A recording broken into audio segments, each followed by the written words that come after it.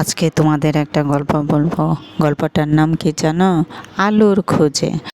গল্প 13, পৃষ্ঠা কত 86। তাহলে গল্পটি শোনো।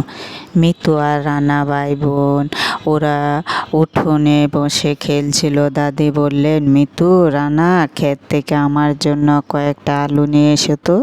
বাড়ির পাশেই সবজি ক্ষেত, বাবা সেখানে শীতকালীন অনেক সবজি চাষ করছেন। মিতু আর রানা সবজি খেতে গেল আলু খুঁজতে। মিতু বলল, দেখো কমলা রঙের কত বড় গোল একটা সবজি। রানা বলল, এটা দেখি শক্ত আর বেশ ভারী, চলো এটা নিয়ে যাই। ওরা সবজি নিয়ে দাদির কাছে এলো। দাদি বললেন, বাহ, কি সুন্দর মিষ্টি কুমড়া, ধন্যবাদ তোমাদেরকে, তবে আলু নিয়ে এসো। ওরা আবার সবজি খেতে গেল, আলু খুঁজলো কিন্তু আলু পেল না। রানা বলল, আলু তো পেলাম না, তবে ফুলের মতো সাদা রঙের এই সবজিটা খুব সুন্দর, চলো এটা নিয়ে যাই। ওরা সবজিটা নিয়ে দাদির কাছে এলো। দাদি বললেন, বাহ, কি সুন্দর ফুলকপি, ধন্যবাদ তোমাদেরকে, তবে আলু নিয়ে এসো।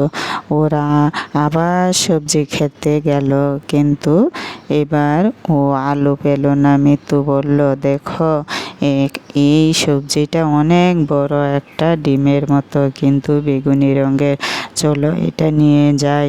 ওরা সবজি নিয়ে দাদির কাছে এলো। দাদি বললেন, বাহ, কি সুন্দর বেগুন বাগান, ধন্যবাদ তোমাদেরকে, তবে আমার আলু লাগবে। মিতু আর রানা আবার সবজি খেতে গেল। না, ওরা এবারও আলু পেল না। রানা বলল, চলো সবুজ রঙের পাতা এই সবজিটা নিয়ে যাই। ওরা সবজিটা নিয়ে দাদির কাছে এলো। দাদি বললেন, বাহ, কি সুন্দর বাঁধাকপি, ধন্যবাদ তোমাদেরকে, কিন্তু আলু কই? ওরা সবজি খেতে ফিরে গেল, ভালো করে আলু খুঁজলো, না, কোথাও আলু নেই। মিতু বলল, লাল রঙের গোল গোল নরম নরম, এগুলো কি সুন্দর, চলো এগুলো নিয়ে যাই। ওরা সবজি নিয়ে দাদির কাছে এলো। দাদি বললেন, বাহ, কি সুন্দর টমেটো, ধন্যবাদ তোমাদেরকে, কিন্তু আলু কোথায়?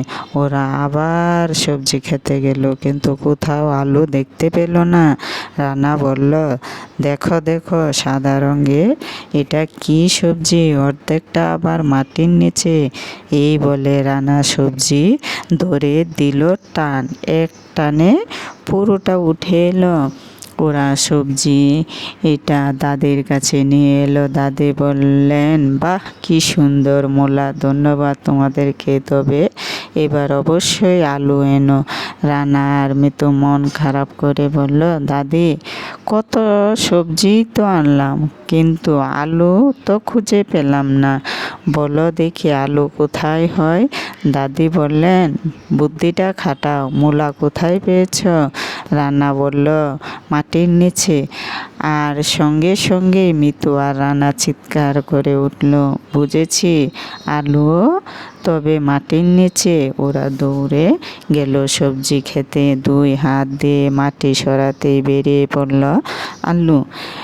মিতু আর রানা খুশিতে লাফাতে লাগলো আর হাততালি দিতে লাগলো, কি কাণ্ড, আলু হয় মাটির নিচে, তাই তো আমরা এতক্ষণ আলু খুঁজে পাইনি।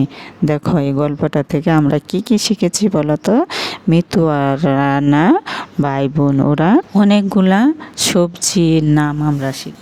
দেখো মিষ্টি কুমড়া, তারপরে কি ফুলকপি, পরে দেখো বাঁধাকপি, পরে কি টমেটো, পরে মূলা, এর মধ্যে আমরা অনেকগুলা সবজির নাম শিখেছি, তাই না? তাহলে সবাইকে ধন্যবাদ।